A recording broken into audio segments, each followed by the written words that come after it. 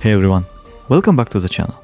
My name is BearTen and today I've got some pretty significant news about Star Citizen that I think you're all going to want to hear about. There's been quite a bit happening in the Star Citizen universe lately, so let me break it all down for you. First up, let's talk about some good news for anyone who's been curious about Star Citizen but hasn't pulled the trigger yet.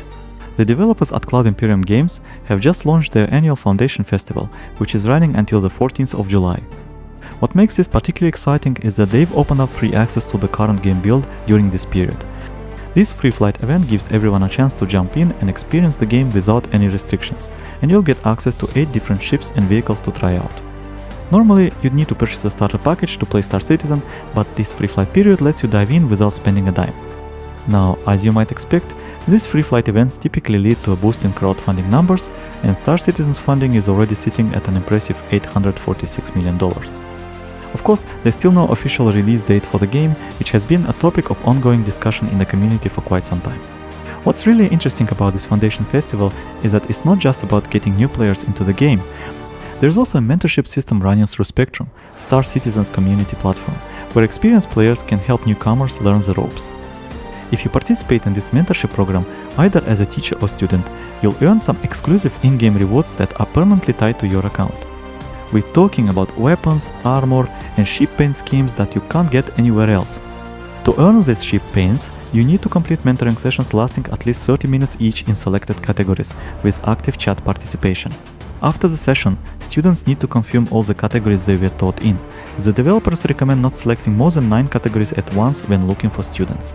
Each category you complete gives you a ship paint, though I should mention that these are the same paints that were available last year. There are also additional rewards for both mentors and students, with up to 6 different rewards available if you didn't get them during last year's event. While it's a bit disappointing that the rewards are identical to last year's offerings, there's a silver lining here. The game is significantly more stable now compared to last year, so trying it out during this free flight period should be a much more comfortable experience. That said, we're still dealing with an alpha version, so bugs are still part of the package, and some people might have trouble even getting into the game due to various technical issues that might require troubleshooting through the Star Citizen Discord servers. Now, let's talk about something that's been generating quite a bit of discussion in the community. Cloud Imperium Games has completely overhauled their referral program, calling the old system outdated and ineffective. Starting the 2nd of July, new players who use a referral code will receive 50,000 game credits instead of the previous 5,000. That's a 10-fold increase, which is pretty substantial for new players starting their journey. For those doing referring, the rewards have gotten much more attractive and frequent. We're talking about unique skins based on game locations, exclusive color schemes, and even rare ships like the Idris M or Miss Crafter. There's also an updated leaderboard system, and existing participants will keep access to their old legacy bonuses, while previously invited players will be counted in the new tables. All active referral codes and potential recruits who haven't purchased a starter package yet will automatically transfer to the new system. The community's reaction to this referral program overhaul has been mixed, with some people sarcastically calling it a rebuilt pyramid and noting that Cloud Imperium seems to be focusing more energy on monetization systems than on actual game development. The updated system has been described as a rebuild from scratch, with new rewards, interface, tracking tools, and of course that shiny new leaderboard. It's expected that streamers and content creators will become even more active in promoting their referral codes with these enhanced incentives. However, not everything has been smooth sailing for Star Citizen lately. The community has been quite vocal about their displeasure with a recent controversial addition to the game. Cloud Imperium Games introduced something called Flight Blades or Combat Blades, modifications that allow players to customize their spacecraft characteristics to match their individual playing style. The problem is that these items were initially available only for real money, which has caused a significant uproar in the community. These flight blades aren't exactly cheap either. Prices range from $9.6 for the most basic version up to $42 for premium versions, depending on which ship they're designed for. The developers have tried to explain that these items don't provide direct advantages, but rather allow players to redistribute ship characteristics, enhancing some parameters at the expense of others. There are 2 types of modifications available. Ones that increase speed and others that boost maneuverability.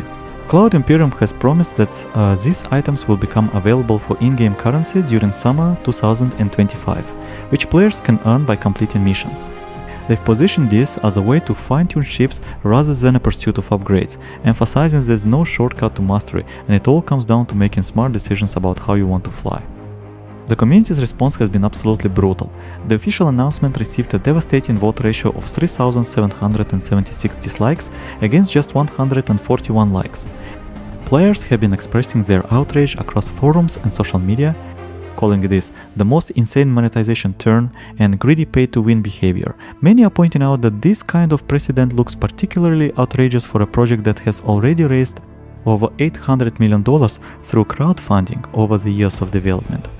What's really struck a nerve with the community is that Star Citizen has been in early access for 12 years now, having launched its Kickstarter campaign over a decade ago.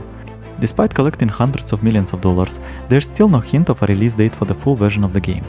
The introduction of items that provide gameplay advantages, only available through real money purchases, has led some community members to call for voting with their wallets, fearing that successful sales of these items will lead to more pay-to-win elements in the future. The developers have responded to the community backlash by promising that the new flight blades will be available for in-game currency in a June patch, though many players remain skeptical about the direction the game's monetization is heading. Some have described the company's response as pseudo-apologies, rather than genuine acknowledgement of the community's concerns. What makes this situation particularly interesting is that the Star Citizen community has traditionally been very supportive of the game's development financially. These are players who have shown they are willing to invest significant money into the project's future, but even they have drawn the line at items that provide clear gameplay advantages being locked behind real money purchases. So that's where we stand with Star Citizen right now.